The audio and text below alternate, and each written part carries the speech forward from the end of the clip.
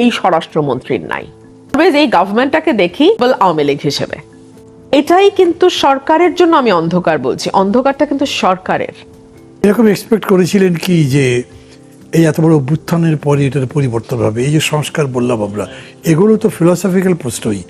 সংস্কারের যে লড়াইটা প্রধানত তো ফিলসফিক্যাল লড়াই। এটা মানে কয়েকটা আইন বদলে দিলাম, কয়েকটা ফ্যাক্টরস অফ প্রোডাকশন বদলাম, এটার মধ্যে দিতে হবে না একদম। এইখানে মানে দারিদ্রটা কি? অথচ আমরা যখন আমাদের পার্টিকে প্রজেক্ট করছি, লিডারশিপকে প্রজেক্ট করছি, তখন দেখাতে চাচ্ছি যে উনি সব জানেন বা ওনারা সব জানেন বা এই দল সব বোঝে, বাকিরা বোঝে না। এইটা কেন? এটা কারণ আমাদের জ্ঞানের দৈন্যতাটা না খুব প্রকট, একদম প্রকট, আমি শব্দটাই বলবো। এবং বিশেষ করে রাজনীতিতে গত কয়েক দশকে এমন সব মানুষ যুক্ত হয়েছে যারা জ্ঞান চর্চাটাকে খুব একটা সম্মানের চোখে দেখে না। ধরুন, আপনি সোসাইটিটাকে কিভাবে তৈরি করতে চান? আপনি কি একটা জ্ঞানভিত্তিক সমাজ তৈরি করতে চান, আপনাকে আপনি অর্থ নিয়ন্ত্রিত একটা সমাজ তৈরি করতে চান? এটা আপনাকে সিদ্ধান্ত নিতে হবে। যদি আপনি জ্ঞানভিত্তিক সমাজ তৈরি করতে চান, তাহলে বই পড়ার প্রতি একটা শিশুকে ছোট কাল থেকে আপনাকে আগ্রহী করতে হবে। শিশুর আগ্রহ কোন দিকে? সবার আগ্রহ একদিকে থাকে না মান্না ভাই। তার আগ্রহ কোন দিকে, তাকে সেই ব্যাপারে রাষ্ট্রকে ফ্যাসিলিটেট করতে হবে। আপনাকে সমাজের যারা জ্ঞানী গুণী ব্যক্তি আছেন তাদেরকে সম্মান করতে হবে। আপনার আমার মতো পরিবারে যারা ব্রিলিয়ান্ট স্টুডেন্ট, তারা কিন্তু কেউ দেশে নাই, এটা লক্ষ্য করেছেন? আমার কোনো ভাই বোন কিন্তু বাংলাদেশে নাই, কেউ নাই, আমার ছেলে মেয়ে নাই, কেউ নাই। ওরা কোনোদিন ফিরবেও না। আপনি তাদের প্রশ্ন করেন, ওরা বলবে তুমি আমাকে আমার নলেজের proper remuneration, not in terms of money, right, but in terms of honor. Remuneration in terms of honor তুমি কি আমাকে দিতে পারবে? তুমি কি আমার সন্তানের জন্য নিরাপদ পরিবেশ দিতে পারবে? তুমি কি আমাকে ল অ্যান্ড অর্ডারের সিকিউরিটি দিতে পারবে? তুমি কি আমাকে ভেজাল মুক্ত খাদ্য এবং সুচিকিৎসা এনশিওর করতে পারবে? আমি তো কোনোটাই পারবো না। তাহলে সে ফিরবে কেন? এই প্রশ্নটা কাকে করছি আমরা? আমি আমাকে করছি। আমরা আমাদেরকে যখন করা শুরু করব না, সমাজ তখন পরিবর্তন হবে। আমরা এমন একটা সমাজে বাস করি। আপনাকে প্রশ্ন করছেন কিন্তু আসলে আপনার হচ্ছে চেঞ্জ, মানে ইনস্ট্রুমেন্ট অফ চেঞ্জ নাই। যাদের কাছে ইনস্ট্রুমেন্ট অফ চেঞ্জ আছে তাদেরকে কি প্রশ্ন করতে পারছেন? আপনি তো পার্লামেন্টে আছেন। আমি পারছি না তো। আপনি বললেন যে আপনি একটা প্রশ্ন তুলতে চেয়েছেন, পারেননি। আপনি বাইরে কি পারছেন? বাইরে হয়তো এখনো পারছেন। আন্দোলনের এত বড় আন্দোলনের প্রভাব যেটা আছে সেটা আছে। এই প্রভাব যে কতদিন থাকবে সেটাও জানি না। সেটাও জানি। এরকম কোনো রকম লক্ষণ দেখা যায় কিনা, যেগুলোকে আমরা গার্ড রাখতে চাই। আমি আমার জায়গা থেকে বলছি যে এটা এরকম নয় যে কোনো বিরোধিতা করবার জন্য বলছি, বাট যেটা খারাপ তাকে তো আবার বিরোধিতা করতেই হবে। যেটা একটা প্রবণতা দেখছি যে সেটা খারাপের দিকে যেতে পারে, তাকে আবার আগেই সতর্ক করতে হবে যে এই প্রবণতা রুখতে হবে। এই ধরনের প্রবণতার দিকে তাকিয়ে আমি বলছি যে ওই ফিলিংটা আপনার কি? এই তো ধরেন আপনি এতদিন যে সংসদে থাকলেন, যদিও আমার হাতে বিরতিতে যাওয়ার আগে বোধহয় মিনিট খানেক বা বিরতি হয়ে গেছে, পরে আমরা কথা বলতে পারবো। আমি আপনাকে সংসদের উদাহরণ দিয়ে তাহলে বোঝাই। আমার 18 নির্বাচনের যে সংসদ সেইটা এবং এই সংসদের একটা সেশন গেছে, এই অভিজ্ঞতা বলে সাংসদরা দলীয় প্রধানের স্থাবকতায় যতটুকু সময় ব্যয় করে তার 1% সময়ও তারা নলেজ বেসড একটা বক্তব্য তৈরিতে ব্যয় করে না। ধরুন, এই যে বাজেট সেশন আসছে, আমি আজকে আপনার কাছে বাজি রেখে এই কথাটি বলে আপনি বিরতিতে যান। একটা সাংসদও বাজেট বা অর্থনীতি নিয়ে কথা বলবে না। আমি এটি বলছি এ কারণেই যে আমার 4টা বাজেট দেওয়ার সময় উপস্থিত থাকার সুযোগ হয়েছে এর আগের সরকারে। 4টা বাজেটে আমার স্পিচগুলো যে মিডিয়াতে আছে, যে কেউ দেখে নিতে পারবে, আমি অর্থনীতির বাইরে একটা শব্দও বলি না। আমি গর্ব নিয়ে বলি, কিন্তু অর্থনীতি কিন্তু আমার বিষয় নয়। আমি এই বক্তব্য রাখার জন্য অর্থনীতি পড়েছি, বুঝেছি, শিখেছি, তারপরে বক্তব্য দিয়েছি। আপনি কজন এমপির মধ্যে, আমি আমার প্রশংসার জন্য বলছি না, আমি জাস্ট এক্সাম্পল দিচ্ছি। আপনার আমার বলে কথা না, আপনার আমার বলে কথা না। হ্যাঁ, একদম এমপির কাজটাই তাই। কিন্তু আপনি একটা এমপিকে যদি বের করতে পারেন যিনি অর্থনীতি পড়ে বুঝে অর্থনীতির উপর বক্তব্য রাখবেন, আপনি পাবেন না। বেশ ইন্টারেস্টিং প্রশ্ন করি, যদিও আপনি একটুখানি ইঙ্গিত দিয়েছেন, তারপরে বলছি অন্তর্বর্তী সরকার সময় যে মপটা শুরু হয়েছিল, স্টিল কন্টিনিউইং। এবং তখন যারা উস্কানি দিয়েছিল তারা এখন অনেকে আবার এই মবের শিকার হচ্ছেন। এটা বলবার কারণ আছে, আপনি একটা রিলেট করেছিলেন যে এগুলো এক ধরনের অজ্ঞতা, এক ধরনের কুপমণ্ডকতা, এক ধরনের প্রতিহিংসা পরায়ণতা হচ্ছে। তো এটা একটু রিলেট করে তারপর আমরা আগের সাবজেক্টে যাবো, যেটা আমরা কথা বলছিলাম। প্লিজ কি বলবেন? মবের পক্ষে যারা কথা বলেন তারা কয়েকটি কথা খুব রিপিটেডলি বলেন। একটা হচ্ছে বিচারহীনতার সংস্কৃতি, মানুষের বিচার বিভাগের প্রতি আস্থা নাই, সরকারের প্রতি আস্থা নাই, পুলিশের প্রতি আস্থা নাই, প্রচলিত ব্যবস্থার প্রতি আস্থা নাই, ক্ষুব্ধতা আছে এবং অতীতের অনেক ঘটনায় যেহেতু বিচার হতে তারা দেখে নাই, সে কারণেই তারা এই ধরনের মব করে দেন অ্যান্ড দেয়ার একটা জাস্টিস করার চেষ্টা করে। কিন্তু এই কথাগুলো বলার সময় আমরা ভুলে যাই যে আমরা কোনো প্রিমিটিভ সোসাইটিতে বাস করছি না।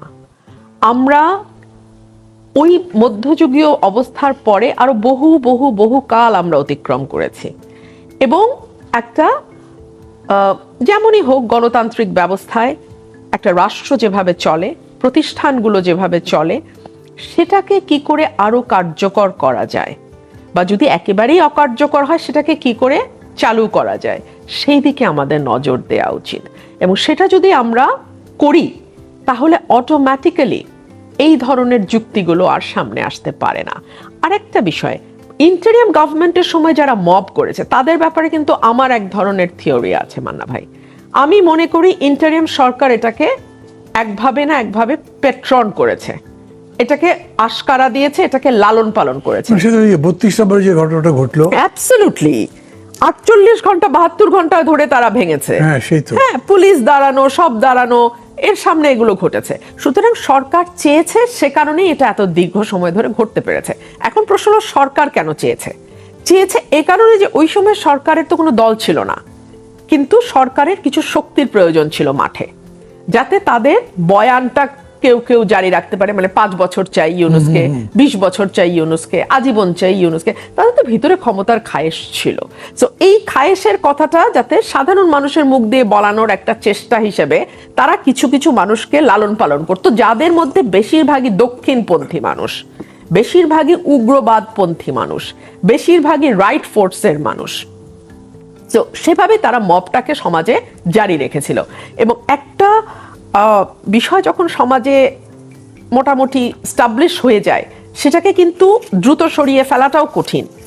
আর এই সরকারের যিনি স্বরাষ্ট্রমন্ত্রী, আমি তার প্রতি সম্মান রেখেই বলছি, তিনি সংবিধানের ব্যাপারে যতটা ব্যুৎপত্তি অর্জন করেছেন, আর কোনো ব্যাপারে ন্যূনতম ব্যুৎপত্তি অর্জনের ইচ্ছা আমি তার মধ্যে দেখি না। এবং বিশেষ করে তার মন্ত্রণালয়ের ব্যাপারে তার যতটুকু কমান্ড থাকা উচিত, বা যতটুকু কমান্ড আমরা এরকম একটা উচ্ছৃঙ্খল ইন্টারিয়ামের পরে আশা করি, শক্ত হাতে নিজের মন্ত্রণালয়ের উপরে একটা কর্তৃত্ব আনা এবং জিরো টলারেন্সে যাওয়া, এইটা এই স্বরাষ্ট্রমন্ত্রী নয়। উনি হচ্ছেন, আমার কাছে মনে হয় যে উনি মিডিয়ার সামনে কথা বলতে পছন্দ করেন, জ্যাক অফ অল ট্রেডস। এবং যেহেতু ওনাকে ডিফ্যাক্টো প্রাইম মিনিস্টার বলা হচ্ছে, এবং মোটামুটি নির্বাচনের 1 মাস পর থেকে উনি he is known as de facto prime minister. So এটা কে না এনজয় করে, তাই না? কে না এনজয় করে? দুধের স্বাদ যদি ঘোলে মেটে ঘলি সই। সো উনি ডিফ্যাক্টো প্রাইম মিনিস্টারশিপ এনজয় করছেন, কিন্তু ওনাকে অনেক বেশি ওনার মন্ত্রণালয়ের দিকে মনোযোগ দেওয়া উচিত। আমি আপনাকে একটা উদাহরণ দিই। 21শে ফেব্রুয়ারি বিএনপির লোকাল নেতৃবৃন্দ আমাকে এলাকায় ফুল দিতে যাওয়ার সময় লাঞ্ছিত করেছে, আমার ফুল পাড়া দিয়ে মাটির সাথে মিশিয়ে দিয়েছে এবং আমাকে ফুল দিতে দেয়া হয় নাই।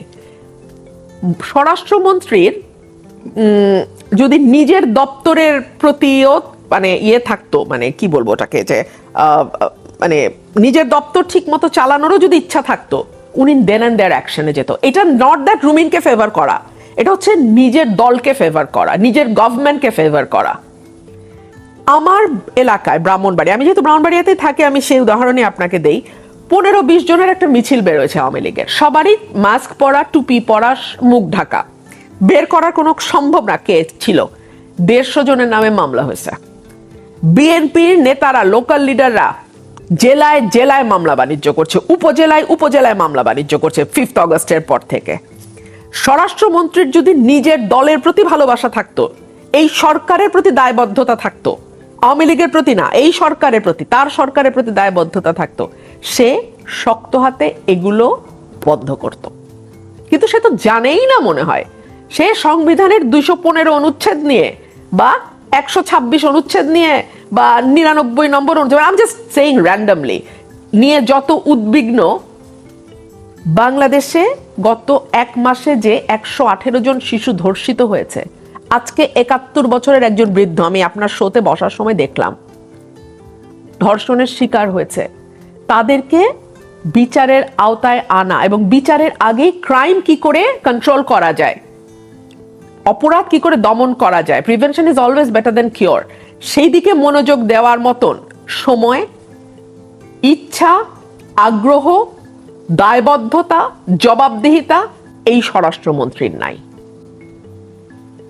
শুধু স্বরাষ্ট্রমন্ত্রীর কথা বলছেন কেন? বলছি কারণ আমি আইন শৃঙ্খলা নিয়ে কথা বলছি, But it's- মবটা আইন শৃঙ্খলার সঙ্গে যুক্ত। রেসপন্সিবিলিটি টোটাল গভর্নমেন্টের। Of course, total government. ধরেন এটা যদি বলেন তো, এইটা যেরকম ধর্ষণ ইত্যাদি যে বললেন, এই যে হামের ব্যাপারে কি হচ্ছে এখন, আমি মানি যে বিগত গভর্নমেন্টের অনেকগুলো তো এক্সপোজড হয়েছে যে তাদের কি কি দুর্বলতা হয়েছে, টিকা কেনার ব্যাপারে অন্য, কিন্তু এটার যে মেডিকেশন সাইড, এই অসুখটা হওয়ার পর থেকে ট্রিটমেন্টের যে সাইড, সেখানে তো অনেক দুর্বলতা দেখা যাচ্ছে। আপনি কি খেয়াল করেছেন মানা ভাই যে এই সরকারের মধ্যে ইউনূস গভর্নমেন্টকে ডিফেন্ড করার একটা প্রবণতা, ডিড ইউ নোটিস দ্যাট? অনেকেই লক্ষ্য করেছে। আমার কাছে মনে হচ্ছে এই সরকারটা ইউনূস সরকারেরই একটা প্রলম্বিত অংশ। কেন আমি বলছি, আপনি লক্ষ্য করেছেন সরকারের তথ্য উপদেষ্টা, very close to the prime minister Zahidur Rahman, উনি সম্প্রতি বলেছেন, আমি বিশ্বাস করি ইউনূস সরকার শিশু হত্যার জন্য টিকা দেয়নি, বিষয়টি এরকম নয়। দেখুন, কোন সরকারই জেনারেল পাবলিক হত্যার জন্য কোনো সিদ্ধান্ত নেয় না নর্মালি। তারা কি করে, তারা শিয়ার রেকলেস হয়, এক্সট্রিম লেভেলের রেকলেসনেস থাকে, এবং সেই রেকলেসনেস ইটসেলফ ইজ আ ক্রাইম। এটা কি ডক্টর জাহিদের মতন সর্ববিষয়ে জ্ঞানী ব্যক্তি জানেন না? জানার তো কথা, কিন্তু ওই যে প্রাইম মিনিস্টারের চারপাশে থাকেন, ওনার বুঝতে পারছেন না। তারপরে ধরুন বিএনপি 20 বছর ধরে বিরোধী দলে, এই কান্নাকাটি 20 বছর যাবৎ কান্নাকাটি, এই 20 বছরে তারা একটা পররাষ্ট্রমন্ত্রী কে হবে ঠিক করতে পারে নাই। এত বড় দলে একটা পররাষ্ট্রমন্ত্রী হওয়ার যোগ্যতাওয়ালা লোক নাই, খলিল সাহেবকে করতে হলো। আচ্ছা, ইন্টেরিয়াম সরকার ট্রেড এগ্রিমেন্ট করলো 3 দিন আগে নির্বাচনের। এই সরকারের যদি ন্যূনতম স্বাধীনতা এবং স্বাতন্ত্র্য দুটোই থাকতো, ন্যূনতম, তারা এটাকে সংসদে অ্যাটলিস্ট আলোচনা করত। ওই সৎ সাহসটাও তো এই সরকারের নাই যে তারা সংসদে ট্রেড এগ্রিমেন্ট নিয়ে আলোচনা করবে। এটা নিয়ে শুধু সরকার বলছে, বিরোধী দল তো চাই না। একই তো, আমি তো বিরোধী দলকে সরকার থেকে আলাদা করি না, আমি আমার আলোচনার শুরুতেই বলেছি এটা একদলীয় parliament. Just the parliament we saw back in 2014, 2018 and 2024. This is the continuation of the same method. Just ওই সময়ে আওয়ামী লীগের সঙ্গে জাতীয় পার্টি ছিল, এখন বিএনপির সঙ্গে জামাত আছে। This is all the same. All the same. This is all the same. পার্থক্য একটা জায়গায় আছে মান্না ভাই, আমি অলওয়েজ এই গভর্নমেন্টটাকে দেখি ইনকম্পিটেন্ট, ইনকেপেবল আওয়ামী লীগ হিসেবে। আওয়ামী লীগ যা করেছে ফুল কনফিডেন্স নিয়ে করেছে, ফুল ক্যাপাসিটি নিয়ে করেছে, এবং আওয়ামী লীগ জানতো তারা কি করছে। কিন্তু এই সরকারটাকে আমার উদ্ভ্রান্ত, দিগ্ভ্রান্ত মনে হয়। ধরুন এখন তো গণমাধ্যম এরকম হয়েছে যে এখন গণমাধ্যম কেবলমাত্র পত্রিকার 4 পাতার মধ্যে আবদ্ধ না। আপনার হাতেও একটা গণমাধ্যম আছে, আমার হাতেও একটা গণমাধ্যম আছে। আমি আপনাকে বলি, প্রাইম মিনিস্টার যখনই কোনো স্পিচ দেন, একটা দুটো মারাত্মক ভুল সেখানে থাকে, মারাত্মক। গতকালকে একটা স্পিচ দিয়েছেন ত্রিশালে, 2014 সালে কাজী নজরুল ইসলাম ত্রিশালে এসছেন বলে তিনি দাবি করেছেন। মানে আচ্ছা, আমরা এটা নিয়ে পাবলিক তো হাসাহাসি চরম করছে, আমার বক্তব্য ওইখানে না। আমার বক্তব্য হচ্ছে তার স্পিচ রাইটাররা যারা, এখানে কি কোনো খেলা আছে? ওনার ব্যাপারে খুবই মুশকিল, এরকম বৃষ্টি তো হওয়ার কথা না। এবং রিপিটেডলি কুমিল্লায় গিয়ে উনি ভিজিট করেন, উনি গিয়ে দিনাজপুরে আম আনেন, একটা বড় মিস্টেক হয়েছে, বাংলা ভাষা নিয়ে পতাকা তুলে দিয়েছেন বা মার্কা তুলে দিলেন, মার্কা তুলে দিয়েছেন। আপনি কিভাবে হয় আমাকে বলেন আরেক, মানে এখন যেগুলো বলতে হবে এগুলো বলার পরে আমি আবার মানে জেলের বাইরে থাকতে পারবো কিনা সেটাও তো জানি না। আচ্ছা, তাহলে একটু সাবধানেই বলেন। কিন্তু আমার কাছে আর একটা অন্য প্রশ্ন দেখা দিয়েছে, সেটা হচ্ছে যদি অন্যভাবে না নেন এবং দর্শকরাও যদি না নেন, আপনি যেভাবে ইউ আর কামিং আপ খুবই পজিটিভ ছিল। আমি পজিটিভ ফর দি গভর্নমেন্ট, মানে বিএনপির জন্য পজিটিভ দেখেছি। হঠাৎ করে এরকম ছন্দপতন হয়ে গেল কেন? মানে এইবার যেমন আপনাকে নমিনেশন দেয়াই হলো না, is it only because to satisfy a religious fanatics বা অন্য কোনো গ্রুপ বা কাউকে? এটি কি ব্যাপার? আমি সত্যিকার অর্থে যদি আমাকে জিজ্ঞেস করেন, আমি যেহেতু নেতাদের বাড়ি বাড়ি গিয়ে পা ধরে বসে থাকি না, গুহ্য কারণ আমি জানি না। অ্যাপারেন্টলি আপনারা যেটা দেখেছেন, সবাই বাংলাদেশ যেটা দেখেছে, যে জামিয়াতে উলামা ইসলামের সঙ্গে তাদের জোট হয়েছে, তারা 4টা আসন দেবে, তার মধ্যে আমার আসনটা। সম্ভবত তারেক সাহেব, যেটা মানে আমি 3 মাসের এক্সপিরিয়েন্স থেকে যেটা দেখছি, উনি সম্ভবত ধারণা করেছিলেন যে আমি দাঁড়াবো না, স্বতন্ত্র দাঁড়ালেও যে তার কোনো প্রশ্ন নাই। ওভার কনফিডেন্স, সুপার কনফিডেন্স এবং সুপার অ্যারোগেন্স সব মিলিয়ে ধরে নিয়েছিলেন যে ও যাবে কই, ওর গতি কি, যেটা এইসব দলের, এই বর্জুয়া দলগুলোর যেটা থাকে আর কি, অ্যারোগেন্স, মাত্রা ছাড়া অ্যারোগেন্স। কিন্তু বাংলাদেশ তো আসলে বদলে গেছে মান্না ভাই। আমরা কথা বলছিলাম না যে অনেক জায়গায় আমাদের পেছন যাত্রা হয়েছে সত্য, জ্ঞান ভিত্তিক সমাজ আমরা তৈরি করতে পারি নাই, মেধাভিত্তিক সমাজ তৈরি করতে পারি নাই, মেরিটোক্রেসিকে আমরা প্রাধান্য দেই নাই, আমরা অর্থভিত্তিক সমাজ তৈরি করেছি। হ্যাঁ, এগুলো আমাদের পেছন যাত্রা বটে। তবে একই সঙ্গে মানুষ কিন্তু, বিশেষ করে এই 5ই অগস্টের পরে, মানুষ কিন্তু ওই যে একটা রাজা প্রজার সম্পর্ক, হ্যাঁ, ওই জায়গাটা কিন্তু ভেঙে গেছে মানুষের। মানুষ কিন্তু এখন প্রশ্ন করে, মানুষ কিন্তু এখন মুখের উপর জবাব দিয়ে দেয়। সো এই জায়গাটাও হয়তো 17 বছর দেশের বাইরে উনি হয়তো বোঝেন নাই বাংলাদেশের মনস্তাত্ত্বিক পরিবর্তনটা। জি, তার ফলে কি হলো? সো তার ফলে আপনি যে মানে এরকম একটা রেজাল্ট হয়ে যেতে পারে সেটা উনি ভাবতে পারেন না, আমার মনে হয় না বিএনপি এটা কল্পনাও করেছে। তবে হ্যাঁ, এটা সত্য যে আমি কিন্তু এটা আগেই ক্লিয়ার করেছিলাম। আমি খুব বেশি লুকাছাপা করি না পলিটিক্সে। আমি ওই পিছনে পিছনে ষড়যন্ত্র করা, লুকিয়ে লুকিয়ে করা, that is not my character. So আমি অন এয়ার এই চ্যানেলে ভেরি সারপ্রাইজিংলি, সম্ভবত এই চ্যানেল বা আরেকটা চ্যানেলে আমি বলেছিলাম যে শীষ মার্কায় নির্বাচন না করলে হাঁস মার্কায় নির্বাচন করব। আমি কিন্তু এটা বলেছি, এবং এই কথা আমি আমার দলের একমাত্র মহাসচিবের সাথে আমার কিছুটা কথাবার্তা হতো। সো ওনাকে আমি ক্লিয়ারলি বলেছি, স্যার আপনারা যদি আমাকে নমিনেশন না দেন, আমি ইন্ডিপেন্ডেন্ট ইলেকশন করব। এটা আমি দলকেও বলে দিয়েছিলাম নির্বাচনের আগেই। সো ওই যে মানে নেতাদের বাড়ি বাড়ি যাওয়া, হাতে পায়ে ধরা, আপনি নমিনেশন না দিলে আমি মৃত্যুবরণ করব, এই ধরনের আলোচনা আমার হয় নাই। সো আমি ঠিক জানি না তারা রাজনীতি করে একদম। আমি এই কেন আপনি যে প্রশ্নটা করলেন তার উত্তরে আমি আপনাকে বলি, আপনি কি একটা ভিডিও দেখেছেন? তিনজন মন্ত্রী 3টা ভিন্ন অকেশনে তারেক রহমানের গাড়ির পিছনে দৌড়াচ্ছে। জি, ভিডিও দেখি, শুনেছি আমি এটার কথা। আপনারা যে সময় রাজনীতি করেছেন, এরকম সত্তা বিবর্জিত সারমেয় আনুগত্য, এর চেয়ে ভদ্র ভাষায় আমার পক্ষে বলা সম্ভব না। এই সারমেয় আনুগত্য লালন করা প্রজাতি দেখেছেন পলিটিক্সে এসছে? আমি দেখি নাই। আমার বাবাকে আমি দেখেছি, আমি এরকম সারমেয় আনুগত্য শ্রেণীর পলিটিক্স আমি দেখি নাই, বাট এখন সেটা হচ্ছে।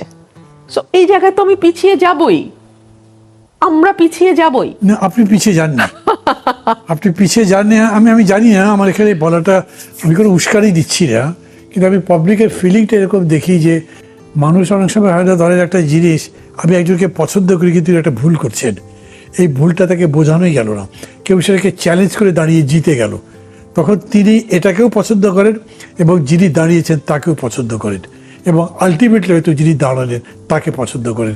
সেই হিসেবে আমি মনে করি যে আপনি যেটা করছেন, যেটা ঠিক করে করেছেন। রাজনীতি তো সেই বিষয়ই, গণতন্ত্র মানেও সেই বিষয়।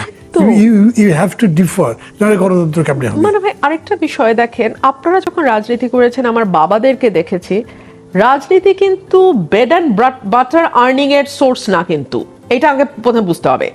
সো আমি ভৃত্যের মতন আনুগত্য রাজনীতিতে চাইবো যে আমি মহারাজা আর বাকি সব ভৃত্য, এই রকম এই ভৃত্য মানসিকতা লালন যারা করে তারা কিন্তু রাজনীতিকে ব্যবসা বা সোর্স অফ ইনকাম হিসেবে দেখে, সে কারণে ওই ভৃত্যটা হতে পারে।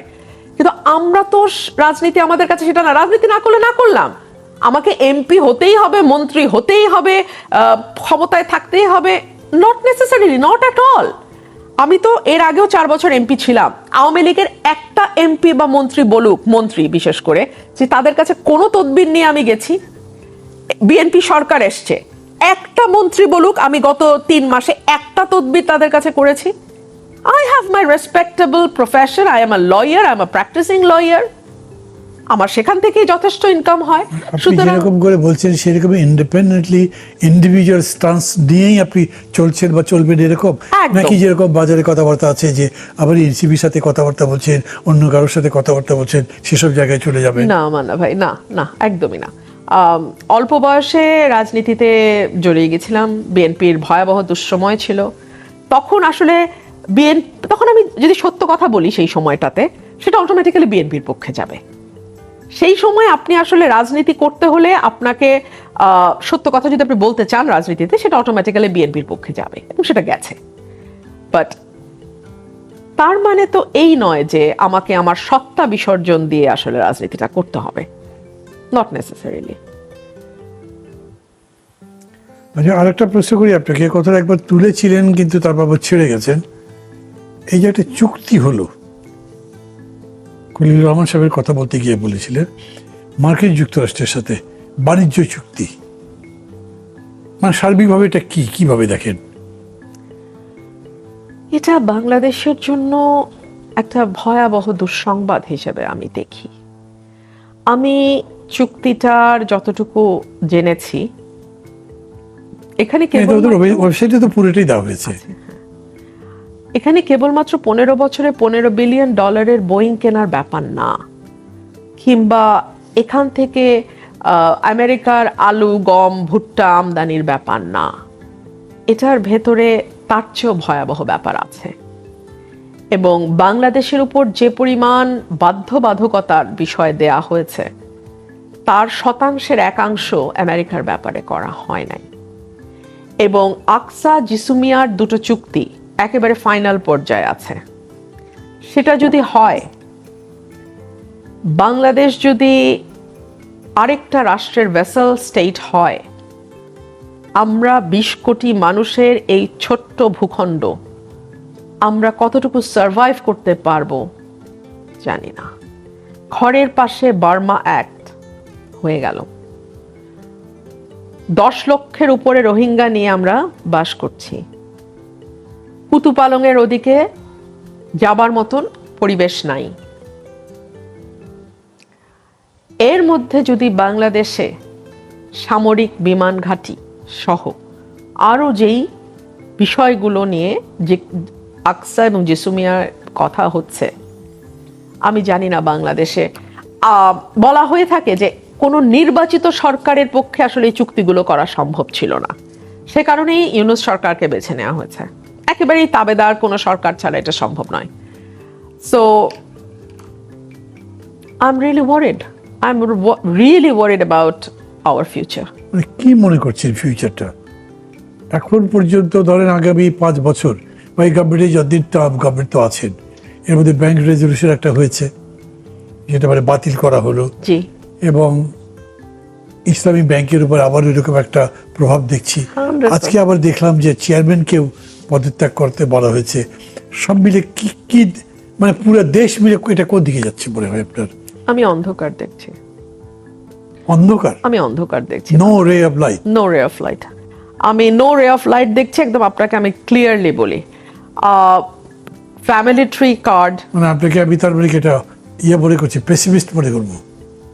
আপনি আমাকে বাস্তববাদী ধরতে পারেন। আমি আরো বেশি শিওর হয়েছি 2টো ঘটনার পরে।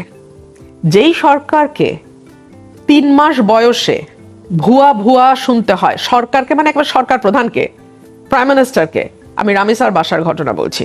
রামিসার বাসায় যখন আইন, স্বরাষ্ট্র এবং প্রধান 3 মন্ত্রী গেছিলেন, তিনজনকে ভুয়া ভুয়া শুনে বেরোতে হয়েছে, এবং রীতিমতো কর্ডন করে 2 মন্ত্রীকে, মানে স্বরাষ্ট্র আর আইনকে গাড়িতে তোলা হয়েছে।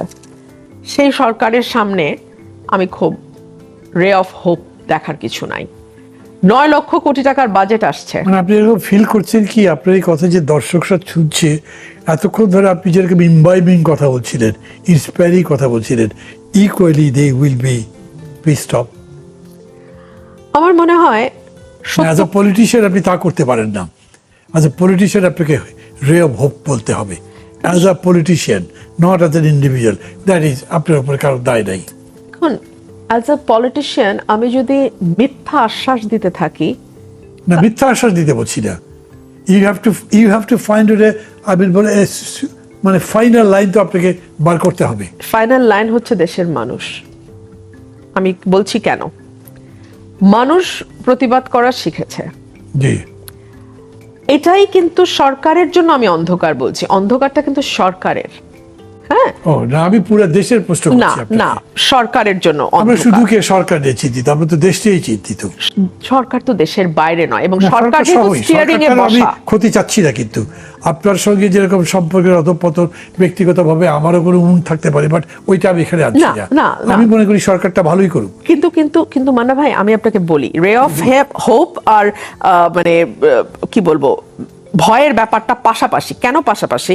স্টিয়ারিং এ গভর্নমেন্ট, আমি দেখতে পাচ্ছি গভর্নমেন্ট চালাতে পারছে না গাড়িটা। সো মানুষ যত দ্রুত এই ব্যাপারে সরকারকে ধাক্কা দেবে। মানে এখন আপনি চূড়ান্তভাবে বলতে চাইছেন যে সে চালাতে পারছে না? আপনি কি আরো দেখতে চাইছেন? মানে আরো তো কিছুদিন যাবে, আমি এই প্রশ্নের জবাব সার্টেনলি দিব না। যাবে, আরো তো আরো মানে আরো আপনার প্রশ্নের জবাবই দিব না, আপনি হ্যাঁ, আপনারটা বলুন। আরো কিছুদিন যাবেই, কিন্তু মানুষকে প্রতি মুহূর্তে মানুষ সচেতন, এবং এই সচেতনতাটা মানুষের জারি রাখতে হবে। মানুষ যেন স্তিমিত হয়ে না যায়, মানুষ যেন স্তিমিত হয়ে না যায়। এবং সে কারণে আমি বলছি যে সরকার কিরকম ড্রাইভ করছে না করছে, ঠিক আছে, এটা নিয়ে আমিও মন্তব্য না করলাম, আপনিও করবেন না, ঠিক আছে। মানুষ কিন্তু এটা নিয়ে মন্তব্য করছে, বিবেচনা করছে, এবং একটা সজাগ দৃষ্টি সরকারের প্রতি মানুষের আছে। কারণ আমাদের দীর্ঘ 15 বছরের একটা নিষ্পেষণমূলক শাসনের অভিজ্ঞতা আছে। সো মানুষ, আমার মনে হয় না যে আর কোনো সরকারকে অত দূর বাড়তে দেবে। সে কারণে আমি বলছি। আচ্ছা, আমি জানি না আমার হাতে কত সময় আছে, কিন্তু মনে হয় তেমন সময় নেই। শেষ একটা প্রশ্ন করি, আপনি মিনিট 3 মধ্যে জবাব দিয়ে ভালো। সেটা হচ্ছে বাজেট দিয়ে 9.25 লাখ কোটি টাকার বাজেট, মানে শোনা যাচ্ছে পত্রপত্রিকায় এটাই আলটিমেটলি হবে। রাজস্ব সংগ্রহের লক্ষ্যমাত্রা দেওয়া হয়েছে 6.25 লক্ষ কোটি টাকা। প্র্যাগমেটিক মনে করেন?